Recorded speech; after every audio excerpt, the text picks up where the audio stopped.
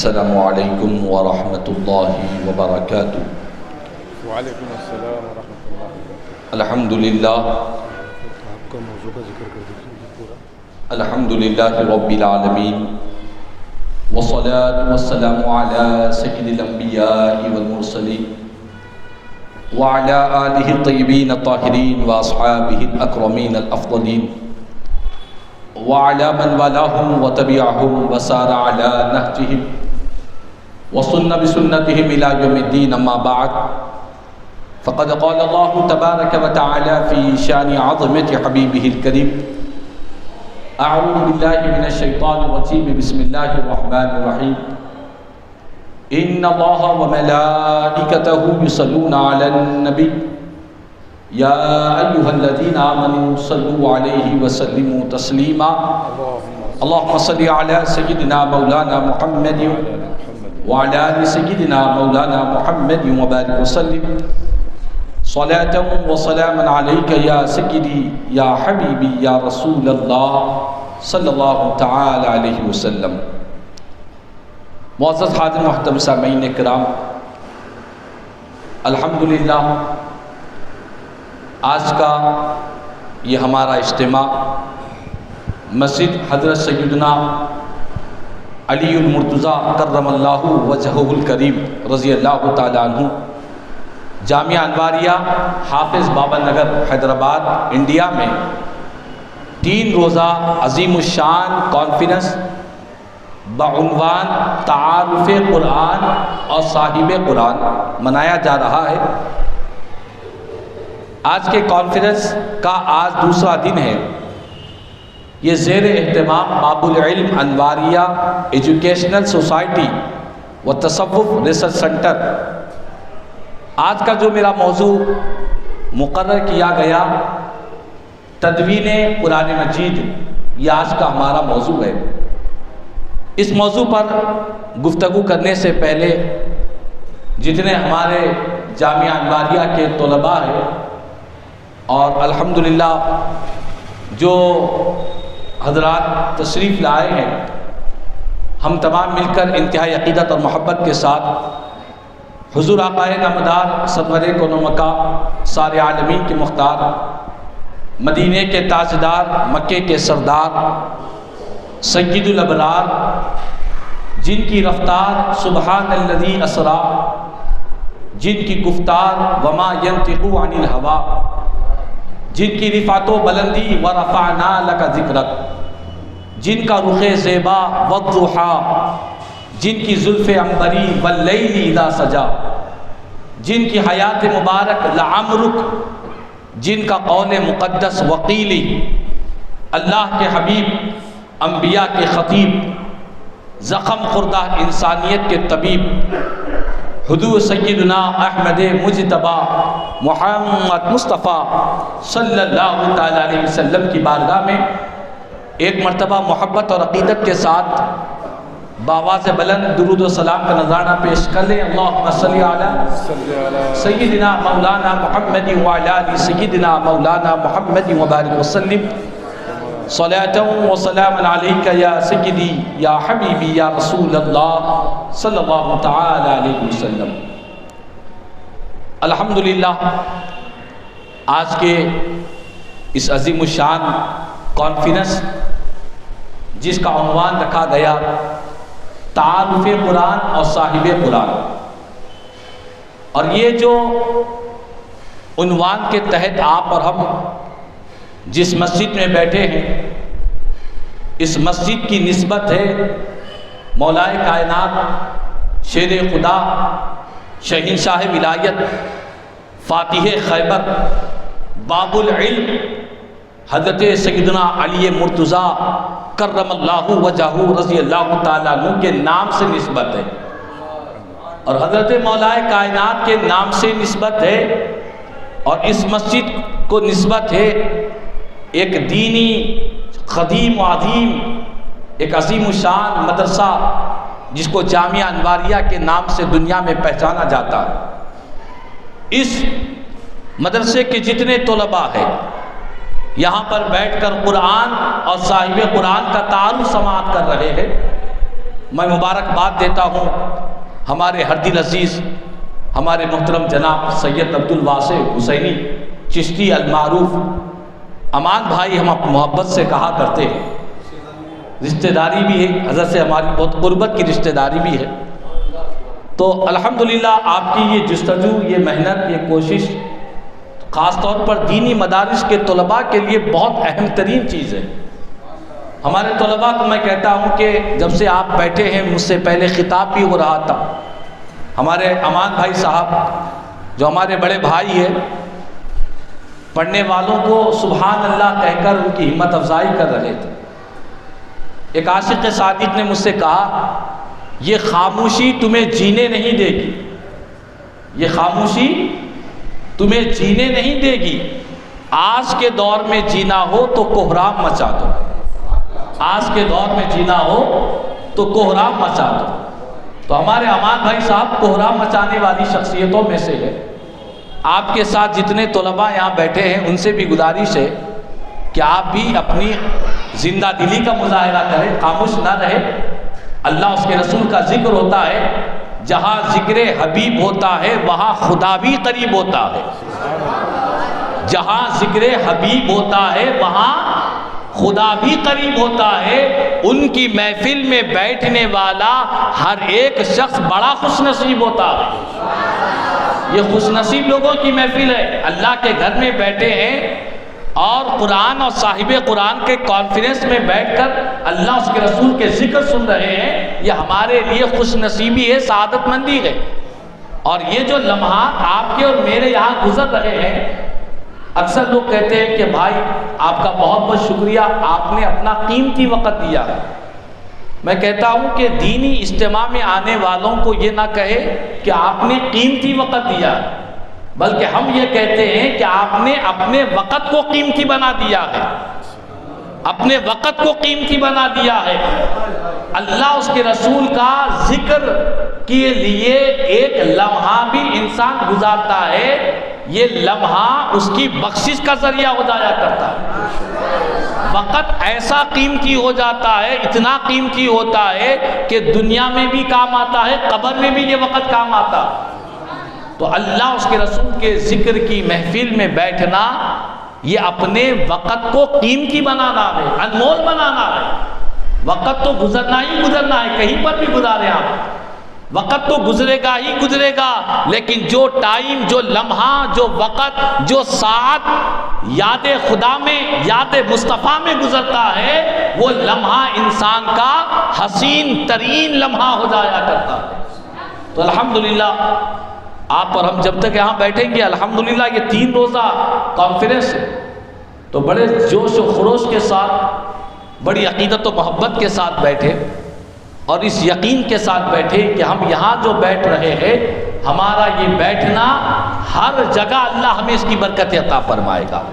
ایک مرتبہ درود پاک پڑھے، اللہم صلی علی سیدنا مولانا محمد وعلی آل سیدنا مولانا محمد وبارک وسلم، صلاۃ و سلام علیک یا سیدی یا حبیبی یا رسول اللہ صلی اللہ تعالی علیہ وسلم۔ یہ ابتدائی گفتگو میں نے کرنا ضروری سمجھا، اسی لیے میں نے گفتگو کی، اب میں اپنے عنوان پر گفتگو کروں گا۔ یاد رکھ لیں، آج آپ اور ہم اللہ کے کلام قرآن مجید کی جو تلاوت کرتے ہیں، یہ قرآن جو اللہ کا کلام ہمارے ہاتھوں میں ہے، جو ایک کتاب کی شکل میں ہم اس کو پڑھا کرتے ہیں، اس قرآن کی تدوین کیسے ہوئی؟ تدوین کا مطلب کیا؟ تدوین کا مطلب یہ ہے کہ اس قرآن کو کیسے مدون کیا گیا۔ اللہ تبارک و تعالیٰ نے ہمارے پیارے نبی صلی اللہ علیہ وسلم کو اس طرح قرآن نہیں دیا جو کتاب آج ہم اپنے ہاتھ میں کتابی شکل میں پڑھتے ہیں۔ قرآن تو وقتاً فوقتاً اللہ تعالیٰ اپنے پیارے نبی صلی اللہ علیہ وسلم پر وحی کے ذریعے نازل فرمایا کرتا۔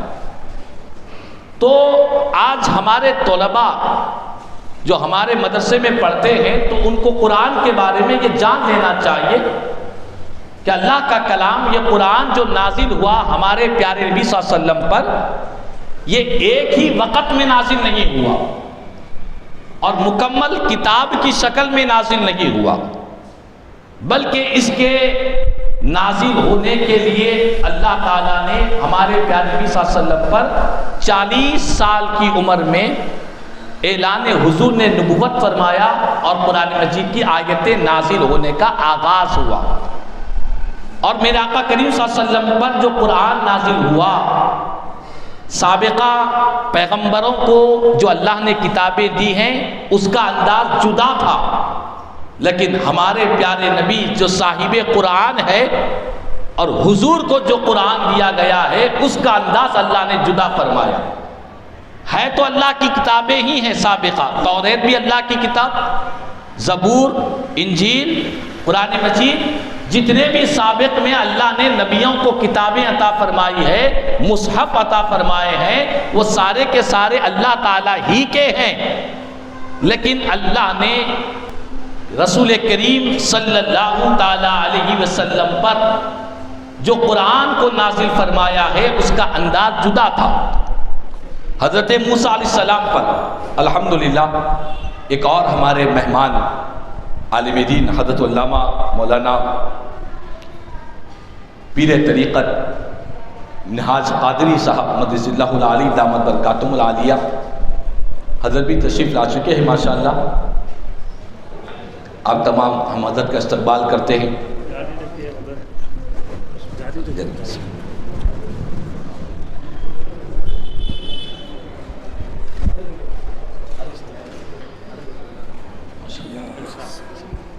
آپ تمام طلباء تشریف رکھ لیں، حضرت بھی تشریف لا چکے ہیں. تمام طلباء نیچے تشریف رکھ لیں. ایک مرتبہ درود پاک پڑھیں. اللہم صلی علی سیدنا مولانا محمد وعلی آل سیدنا مولانا محمد وبارک وسلم صلاۃ و سلام علیک یا سیدی یا حبیبی یا رسول اللہ صلی اللہ علیہ وسلم.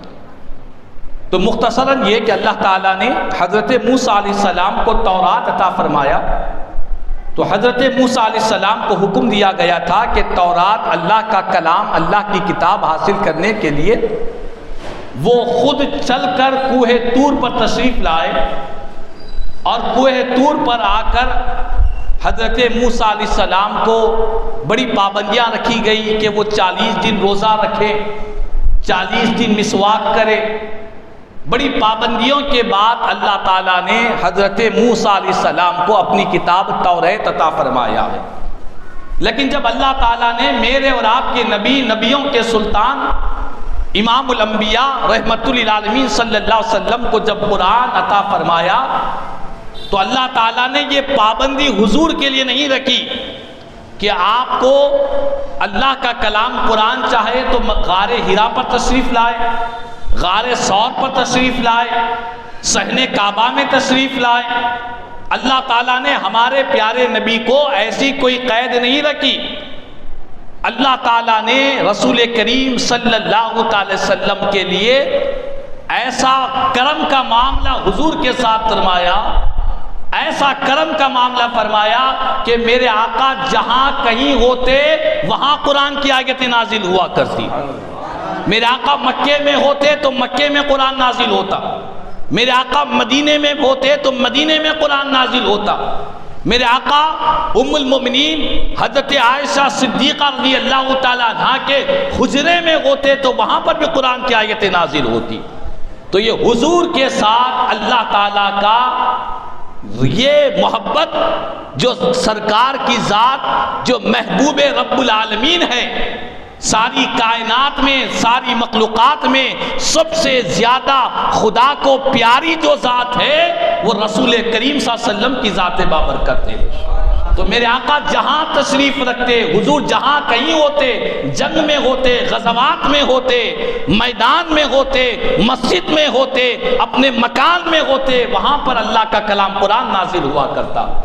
اسی لیے آپ اور ہم پڑھتے ہیں قرآن مجید جب کھولتے ہیں تو سوروں میں کئی صورتیں مکی نظر آتی ہے، کئی صورتیں مدنی نظر آتی ہے. یہ مکی صورتیں کیوں، یہ مدنی صورتیں کیوں؟ اہل علم تو جانتے ہیں لیکن ہمارے طلباء کو جاننا چاہیے. مکی صورتیں وہ صورتیں ہیں جو مکہ مکرمہ میں حضور پر نازل ہوئی. مدنی صورتیں وہ صورتیں ہیں جہاں مدینہ منورہ میں آقا پر صورتیں نازل ہوئی. تو کہنے کا مقصد یہ ہے کہ اللہ کے پیارے نبی صلی اللہ علیہ وسلم کی ذات بابرکت ایسی اللہ کو محبوب ہے کہ جہاں میرے آقا تشریف رکھتے وہاں پر قرآن کی آیتیں نازل ہوا کرتی. تو اس طرح جب بھی قرآن کی کوئی آیت نازل ہوتی تو رسول کریم صلی اللہ علیہ وسلم کے پاس چند کاتبان وحی تھے. کاتبان وحی کا مطلب یہ کہ ان وحی کو لکھنے والے. میرے آقا کریم صلی اللہ علیہ وسلم اپنے صحابہ کرام میں سے کچھ صحابہ کرام کو اس ذمہ داری پر لگائے تھے کہ ان کا کام یہ تھا کہ جب بھی قرآن کی کوئی آیت نازل ہوتی تو حضور فرماتے کہ اس آیت کو فلاں سورے کے فلاں مقام پر لکھ لیا کرو. یہ ترتیب بھی حضور ہی کی طرف سے تھی. ایسا نہیں تھا کہ سب نے الگ الگ لکھ دیا تھا بعد والوں نے ترتیب دی. نہیں، ترتیب تو پیارے آقا کریم صلی اللہ علیہ وسلم نے کس سورے کو کہاں پر رکھنا ہے اور کس سورے کی آیت کہاں پر لکھنا ہے، اس کی ترتیب بھی میرے آقا نے اپنے صحابہ کرام کو بتلا دیتے. تو صحابہ کرام ان کو لکھ لیتے. کس پر لکھتے؟ روایتوں میں آتا ہے، مفسرین کرام نے بیان کیا کتب تفاسیر میں، کہ اونٹ کی جو ہڈیاں ہوتی ان ہڈیوں پر لکھ لیا کرتے، اور جو پتھر ہوتا پتھروں پر لکھ دیا کرتے، کھجور کی شاخوں پر قرآن کی آیتوں کو لکھا کرتے. یہ ابتدائی دور کی بات تھی حضور کے زمانہ مبارک میں. اور کئی صحابہ کرام کو میرے آقا نے ترغیب بھی دیا کہ وہ قرآن کے حافظ بھی بن جائے. تو حضور کی ترغیب کی وجہ سے کئی سو صحابہ کرام نے قرآن مجید کو مکمل طور پر حفظ بھی کر لیا تھا. کیسے حفظ کیا تھا؟ جس طرح ہمیں جو قرآن ترتیب کے ساتھ یاد ہے اسی ترتیب کے ساتھ انہوں نے بھی قرآن کو حفظ کیا تھا. یہ بات میں اسی لیے کہہ رہا ہوں، آج بعض مستشرقین جو اسلام کے دشمن ہیں انہوں نے لکھا کہ حضور پیارے نبی صلی اللہ علیہ وسلم قرآن کی آیتوں کو لکھاتے تو لکھ لیا کرتے تھے صحابہ کرام. یہ جو ترتیب ہے یہ ترتیب یہ حضور کے بتلائے ہوئے طریقے پہ نہیں، بعد والوں نے اپنی طرف سے لکھا ہے. کون سے سورے کو کہاں لکھنا ہے، کس آیت کو کس کے بعد لکھنا ہے، یہ ترتیب بعد والوں نے اپنی طرف سے لکھا. اس طرح کی باتیں مستشرقین نے کہا ہے جو کہ غلط ہے، جو کہ غلط بات ہے. ترتیب کو میرے آقا ہی نے بیان کیا. کیوں؟ اس کے لیے میں آپ کو آیت سناتا ہوں. قرآن مجید کی آیت مبارکہ ہے.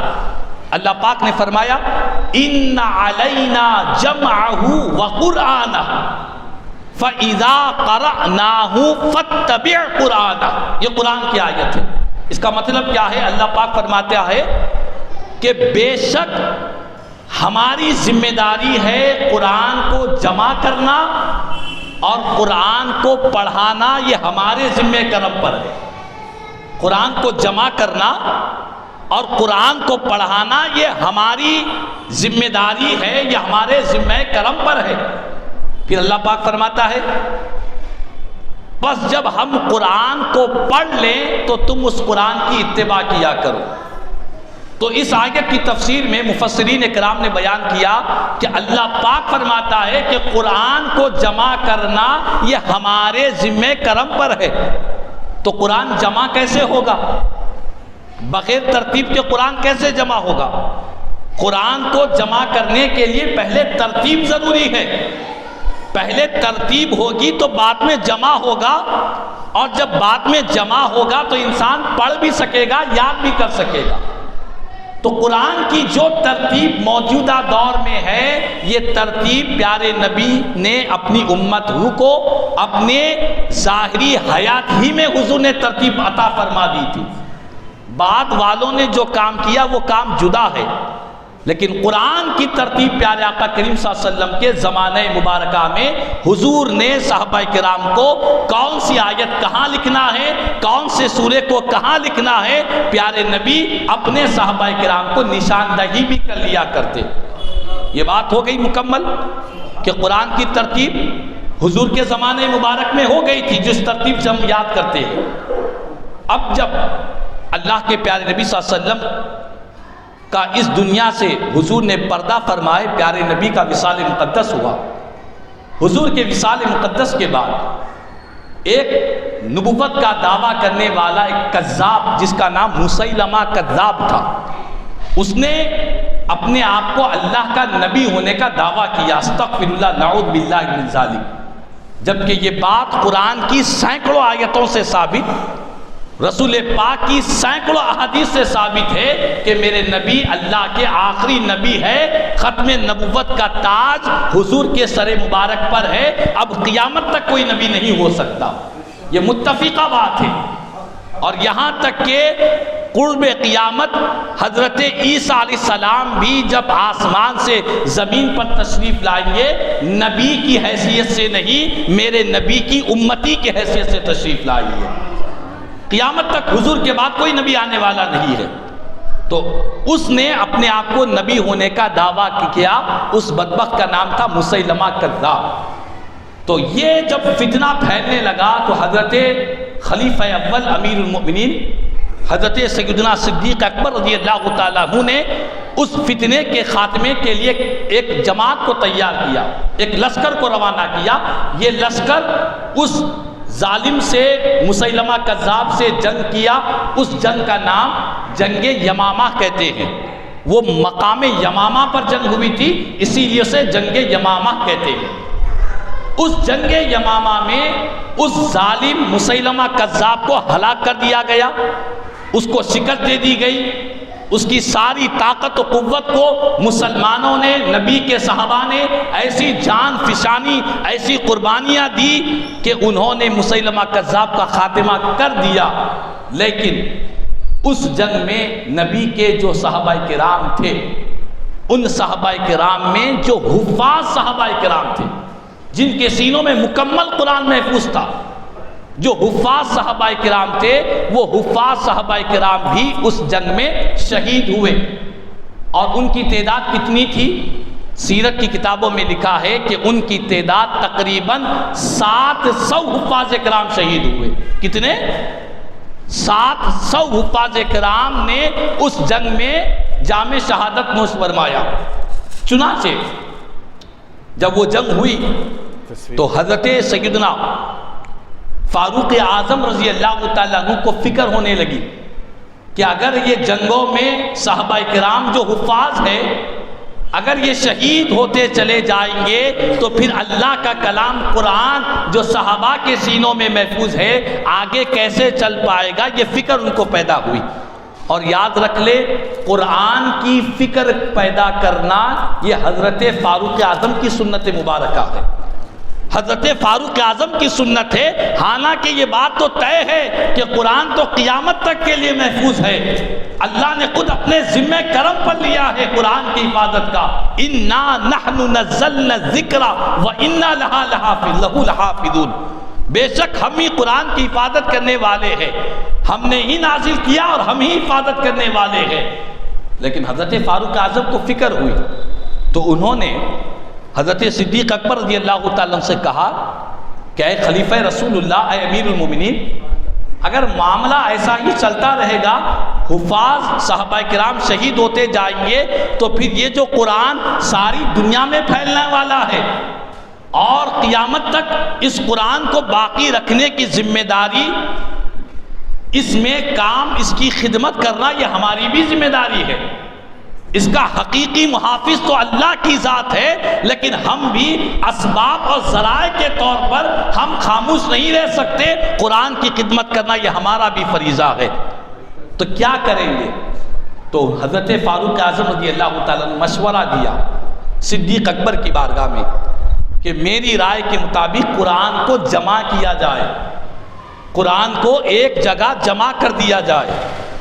تو حضرت صدیق اکبر رضی اللہ تعالیٰ نے فرمایا کہ اے عمر، تم مجھے وہ بات کرنے کا مشورہ دے رہے ہو جس کام کو پیارے نبی نے نہیں فرمایا اپنی حیات مبارکہ میں، اپنی ظاہری حیات میں، جو حضور نے قرآن کو ایک جگہ جمع نہیں کیا ہے، وہ کام کرنے کا تم مجھے کیسے مشورہ دے رہے ہو؟ میں یہ کام نہیں کر سکتا۔ تو جب حضرت فاروق اعظم رضی اللہ تعالیٰ عنہ بار بار اس پر آپ کو اصرار کرتے رہے کہ آپ قرآن کے جمع کرنے کے لیے آپ کوشش کریں، بار بار اصرار کرتے رہے حضرت فاروق اعظم رضی اللہ تعالیٰ عنہ، تو اس کے بعد حضرت صدیق اکبر رضی اللہ تعالیٰ عنہ غور و فکر کیے، اللہ نے ان کے سینے کو کھول دیا، انشراح صدر ہو گیا، اور وہ اس مسئلے کی حقیقت کو سمجھ گئے کہ ہاں قرآن کو جمع کرنے ہی میں اللہ اس کے رسول کی رضا بھی اسی میں چھپی ہوئی ہے۔ آپ نے ارادہ کیا کہ ٹھیک ہے قرآن کو جمع کریں گے، لیکن کیسے جمع کریں گے، کیسے جمع کریں گے؟ تو مشورہ کیا گیا، تو ایک صحابی رسول ہے، ان کا نام ہے حضرت زید بن ثابت رضی اللہ تعالیٰ عنہ۔ ایک مرتبہ سب حضرات کہہ لیں برکت کے لیے، زید بن ثابت رضی اللہ تعالیٰ عنہ۔ یہ بچے خاموش بیٹھے ہوئے، حضرت زید بن ثابت رضی اللہ تعالیٰ عنہ۔ ہاں، یہ وہ صحابی رسول ہے، یہ وہ صحابی رسول ہے جن کے بارے میں حضرت صدیق اکبر رضی اللہ تعالیٰ نے کہا کہ ہم ان کو یہ ذمہ داری دیں گے کہ یہ قرآن جو الگ الگ جگہوں پر لکھا ہوا ہے، کہیں اونٹ کی ہڈیوں پر لکھا ہوا ہے، کھجور کی شاخوں پر لکھا ہوا ہے، پتھروں پر لکھا ہوا ہے، یہ سارے قرآن مجید کی آیتوں کو جیسے حضور کے زمانے میں جو ترتیب تھی اس ترتیب کے حساب سے ایک جگہ جمع کریں گے۔ حضرت زید بن ثابت کو اس بات کی ذمہ داری دی گئی۔ یہ حضرت زید بن ثابت کون ہے؟ یہ وہ صحابی رسول ہے جو پیارے نبی صلی اللہ علیہ وسلم کی بارگاہ میں جب بھی قرآن کی کوئی آیت نازل ہوتی تو حضور کے پاس جو کاتبان وحی تھے ان میں سے ایک حضرت زید بن ثابت بھی تھے، اور ایسے صحابی رسول تھے کہ پیارے نبی نے ان کو فرمایا کہ اے زید ابھی تمہاری عمر کم ہے۔ اب ان کی عمر ابتدائی دور میں 13 سال 15 سال کی عمر تھی، تو پیارے نبی نے فرمایا کہ اے زید ابھی تمہاری عمر کم ہے، اور میرے پاس یہود و نصارہ کے خطوط آیا کرتے ہیں، ان کے خطوط سریانی زبان میں عبرانی زبان میں ہوتے ہیں۔ اے زید میں تم کو حکم دیتا ہوں کہ تم یہودیوں کی زبان سریانی زبان کو سیکھ لیا کرو۔ اسی لیے ہمارے علماء کہتے ہیں کہ کوئی زبان کا سیکھنا بری بات نہیں ہے، کوئی زبان کا سیکھنا بری بات نہیں ہے۔ ہم مسلمان ہیں، ہم انگلش انگریزی کیوں سیکھے؟ ایسی کوئی بات نہیں ہے۔ پیارے نبی نے خود یہودیوں کی زبان سریانی زبان سیکھنے کا اپنے صحابی حضرت زید بن ثابت کو حکم دیا ہے، تو فرمایا کہ اے زید تم سریانی زبان سیکھ لو۔ حضرت زید بن ثابت رضی اللہ تعالیٰ عنہ سریانی زبان یہودیوں کی سیکھا۔ کتنا وقت لگا؟ 1 سال 2 سال 3 سال نہیں، صرف 17 دن کے اندر پوری زبان کو سیکھ لیا۔ صرف 17 دن پوری زبان کو آپ نے سیکھ گیا۔ کیوں سیکھا؟ اسی لیے کہ نبیوں کے سلطان نے حکم فرمایا تھا، حضور کے فیضان سے انہوں نے سیکھا۔ 17 دن کے اندر پوری زبان کو سیکھ گئے۔ جب بھی یہودیوں کے کوئی خطوط آتے حضرت زید بن ثابت پڑھ کر سنایا کرتے۔ ان کو حکم دیا گیا کہ وہ قرآن کو ایک جگہ جمع کرے۔ چنانچہ حضرت زید بن ثابت فرماتے ہیں کہ یہ قرآن کو جمع کرنے کی جو ذمہ داری دی گئی، یہ اتنی بڑی ذمہ داری تھی میرے لیے، اتنی بڑی ذمہ داری تھی، اگر مجھے حکم دیا جاتا ایک بڑے پہاڑ کو اٹھا کر یہاں سے وہاں رکھ دے تو یہ کام میرے لیے آسان ہوتا، لیکن اللہ کے کلام قرآن کو جمع کرنا میرے لیے اتنا شاق ہونا کرتا تھا، اتنی فکر کیا کرتے کہ قرآن کو جمع کرنا ہے، اللہ کے کلام کو جمع کرنا ہے، ذری سی اس میں کوتاہی غفلت نہیں ہو سکتی ہے۔ فرماتے جب مجھے حکم دیا گیا تو میں نے قرآن کو جمع کرنا، حضرت زید بن ثابت رضی اللہ تعالیٰ عنہ نے سارے قرآن مجید کو جمع کرنا شروع کر دیا۔ آج جو ترتیب کے ساتھ ہم پڑھ رہے ہیں اسی ترتیب کے ساتھ انہوں نے جمع فرمایا، اور جمع کرنے کے بعد حضرت صدیق اکبر رضی اللہ تعالیٰ کا زمانہ مبارک ختم، چونکہ وقت کی قلت ہے میں تیزی کے ساتھ آنا چاہتا ہوں۔ حضرت عمر فاروق رضی اللہ تعالیٰ کا زمانہ مبارک آیا، اس کے بعد حضرت عثمان غنی رضی اللہ تعالیٰ کا زمانہ آیا۔ اس زمانے میں اسلام بہت پھیلنے لگا، قرآن تو جمع ہو گیا تھا لیکن قرآن عربی زبان میں نازل ہوا تھا، اور عربی زبان ہر قبیلے کی جو زبان ہوتی وہ ذری سی مختلف ہوا کرتی۔ ہمارے پاس بھی ہوتا ہے، ہم اردو زبان بولتے ہیں، ایک ہم ریاست کو چھوڑ کر دوسری ریاست میں جاتے ہیں، زبان اردو ہی ہوتی ہے، لیکن کچھ نہ کچھ کلمات میں، تلفظ میں تھوڑا سا فرق محسوس ہوا کرتا۔ تو اسی طرح قرآن عربی میں نازل ہوا، عرب میں کئی قبیلے تھے، ہر قبیلے کی زبان میں تھوڑی سی تبدیلی تھی۔ اس میں قبیلے قریش بھی تھا، قبیلے بنو حذیل بھی تھا، بنو ثقیف بھی تھا، کئی قبیلے تھے، ہر ایک کی زبان میں، ہر ایک کی لغت میں تھوڑا تھوڑا فرق ہوا کرتا تھا۔ جب لغت میں فرق ہوا، اس کی ایک مثال علماء نے تفسیر میں بیان کی، وہ کیسا فرق ہوتا تھا؟ فرماتے ہیں کہ قریش کی زبان میں حتیٰ، قرآن میں جہاں جہاں حتیٰ کا جملہ آتا ہے، حتیٰ تعلمون، حتیٰ کے جتنے کلمات ہیں، یہ حتیٰ اس کلمے کو قبیلے قریش کی لغت میں حتیٰ پڑھتے، اور دوسری ایک قبیلہ ہے بنو حذیف، ان کے پاس حتیٰ کو وہ لوگ اتّا کہہ کر پڑھا کرتے تھے تو وہ عربی ہی، لیکن ان کی لغت میں تھوڑا سا فرق تھا، انہوں حتیٰ پڑھتے، انہوں اتّا پڑھتے۔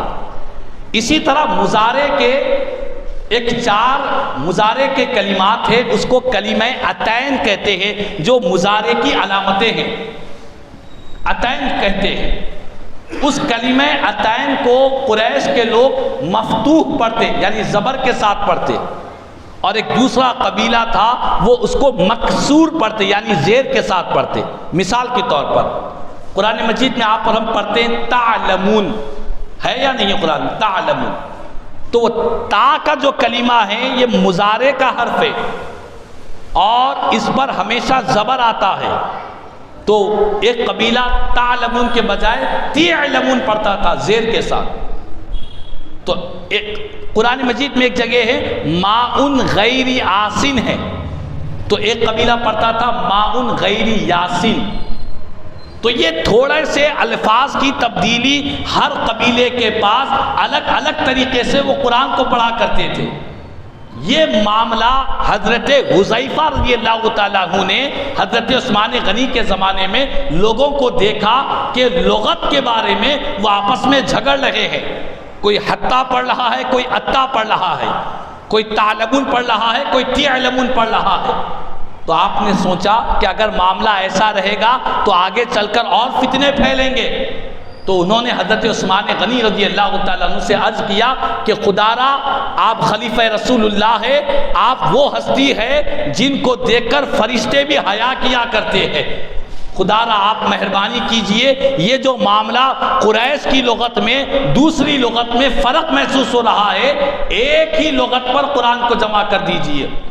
چنانچہ حضرت عثمان غنی رضی اللہ تعالیٰ عنہ نے پھر حضرت زید بن ثابت کو بلایا، کہا کہ اے زید بن ثابت، تم نے صدیق اکبر کے زمانے میں قرآن کو تو جمع کر دیا تھا، لیکن اب قبیلے الگ الگ ہیں، تو ایک قبیلہ قریش کا قبیلہ، یہ قریش کا قبیلہ یہ پیارے نبی کا قبیلہ ہے، تو کہا کہ قریش کے قبیلے کے لغت کے مطابق تم قرآن کو جمع کر دو۔